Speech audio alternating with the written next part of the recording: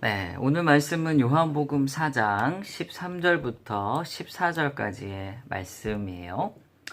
세번역 버전으로 저희 13절과 14절을 함께 읽도록 하겠습니다. 자, 준비 시작.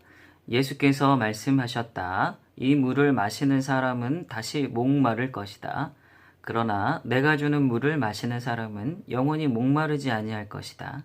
내가 주는 물은 그 사람 속에서 영생에 이르게 하는 샘물이 될 것이다. 아멘.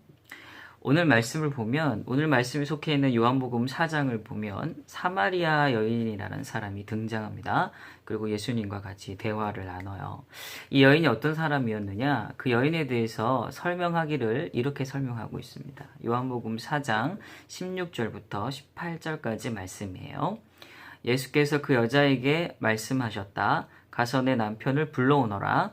그 여자가 대답하였다. 나에게는 남편이 없습니다. 예수께서 여자에게 말씀하셨다. 남편이 없다고 한 말이 옳다. 너에게는 남편이 5이나 있었고 지금 같이 살고 있는 남자도 내 남편이 아니니 바로 말하였다. 자, 이 말씀대로라면 지금 이 여인에게 그녀에게는 여러 남편이 있었어요.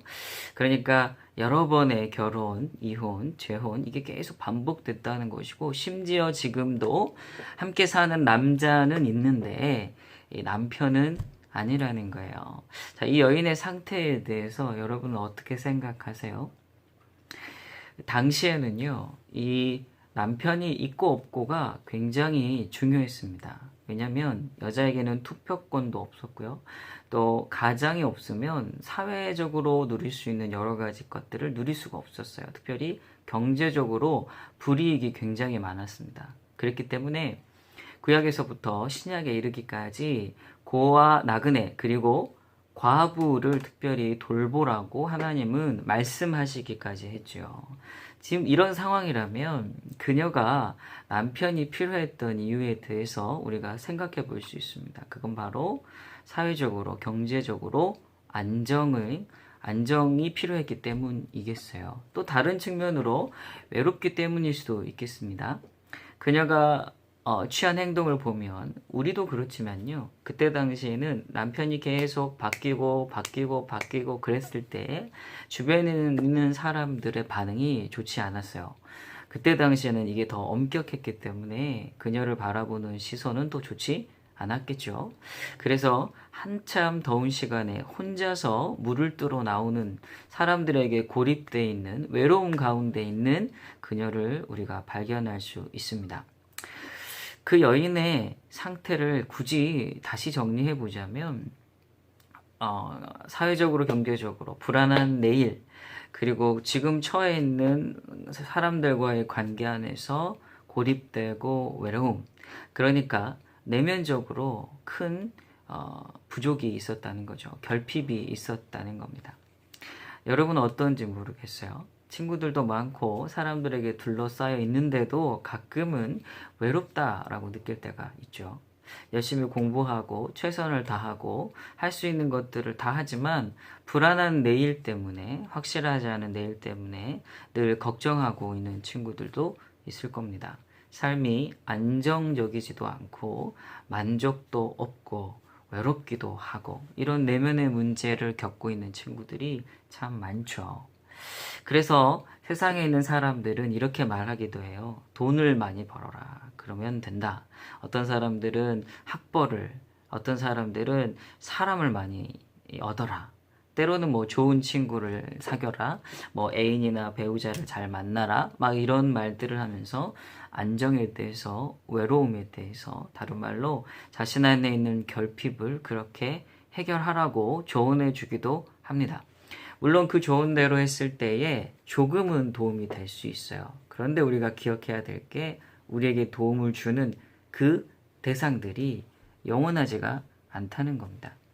돈도 어느샌가 사라질 수 있고 건강도 어느샌가 사라질 수 있고 친구도 어느샌가 떠날 수 있고 세상이 말하는 사랑도 변할 수 있어요. 그렇기 때문에 그것만으로는 우리의 안정과 우리의 외로움을 온전히 해결하기 어렵다는 거예요. 오늘 이 본문의 여인과 우리가 참 비슷한 상황이죠. 그런데 오늘 예수님은 그녀를 찾아가서 이렇게 말합니다. 지금 그녀는 물을 뜨기 위해 왔죠. 그런데 이 물을 뜨는 것을 가지고 예수님이 그녀의 내면에 어떤 필요가 있는지에 대해서 이렇게 답해 주세요. 요한복음 4장 13절부터 14절입니다. 같이 읽습니다. 시작. 예수께서 말씀하셨다. 이 물을 마시는 사람은 다시 목마를 것이다. 그러나 내가 주는 물을 마시는 사람은 영원히 목마르지 아니할 것이다. 내가 주는 물은 그 사람 속에서 영생에 이르게 하는 샘물이 될 것이다. 그녀가 정작 필요로 했던 것은 그저 마시는 물, 몸이 마시는 물, 그것만 있지 않았다는 것을 예수님은 알고 계셨어요. 그녀가 정말 채워야 하는 것은 내면의 결핍, 내면의 갈증이었습니다. 우리를 가장 잘 아시고 우리를 사랑하시는 주님은 우리의 내면의 그 필요를 누구보다 잘 아세요. 그래서 그 주님을 만나서 그 주님이 공급해 주시는 이 생명이라는 물을 마실 때야만이 우리는 채워지고 만족할 수가 있습니다. 우리에게 생명을 주시기 위해 예수님이 했던 일을 우리는 기억하죠. 우리를 위해서, 우리의 죄를 위해서, 하나님과의 영원한 단절을 해결하기 위해서, 거기에서 오는 결핍과 외로움을 해결하기 위해서 친히 십자가에 달려 죽으시고 부활하셨습니다. 이 일이 바로 나와 같은 죄인을 위한 일이라는 걸 우리가 받아들이고 진실하게 하나님, 이제 제 삶에 주님이 찾아오셔서 주님의 생명으로 저를 채워주세요 라고 간구하면 주님께서 그 안에 하나님의 놀라운 생명으로 가득 채워지는 그 은혜를 주신다고 약속하고 있습니다. 오늘 이야기로 돌아가서 예수님을 만나 이 이야기를 들었던 그 여인은 어떻게 됐을까요? 요한복음 4장 28절에 이렇게 기록하고 있습니다. 그 여자는 물동이를 버려두고 동네로 들어가서 사람들에게 말하였다.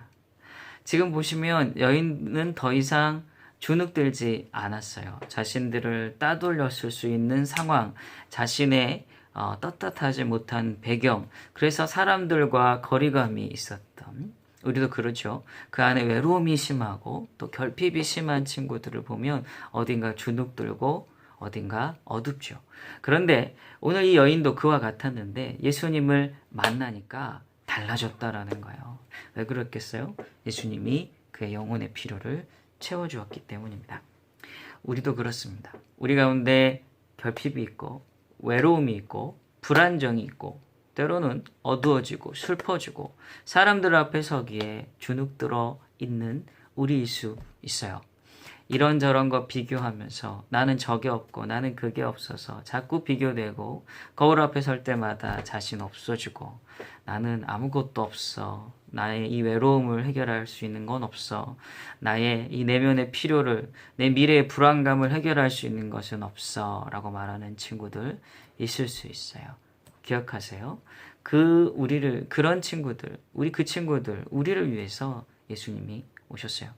우리가 그런 줄 알고 죄로 인해서 철저히 깨어져 있고 부족하고 엉망인 줄 알고 있을 때에 우리가 아직 죄인 되었을 때에 우리를 위해서 자신의 아들을 내어주시기까지 사랑하셨던 그 하나님, 그 하나님의 뜻에 순종하여 우리를 찾아오신 예수님, 오늘도 우리 안에 계셔서 우리를 끊임없이 사랑하고 계시고 우리를 생명으로 채워주고 계신 성령님, 그분을 만남으로 우리의 삶도 변화될 수가 있습니다. 어떤 것이 부족하고 어떤 것 때문에 불안하고 어떤 것 때문에 외롭나요? 이제는 그 모든 것을 채워줄 수 있는 주님을 만나는 귀한 은혜가 있기를 주의 이름으로 축복합니다. 그래서 오늘은 꼭 기도했으면 좋겠어요. 예수님, 저 외로워요. 예수님, 저 불안해요. 예수님, 저 안정감을 느끼고 싶어요. 그런 친구들은 특별히 더 기도했으면 좋겠어요. 예수님, 저를 만나주세요. 예수님의 사랑으로, 예수님의 생명으로 저를 채워주세요. 그렇게 기도하면 주님이 여러분을 만나 주실 겁니다.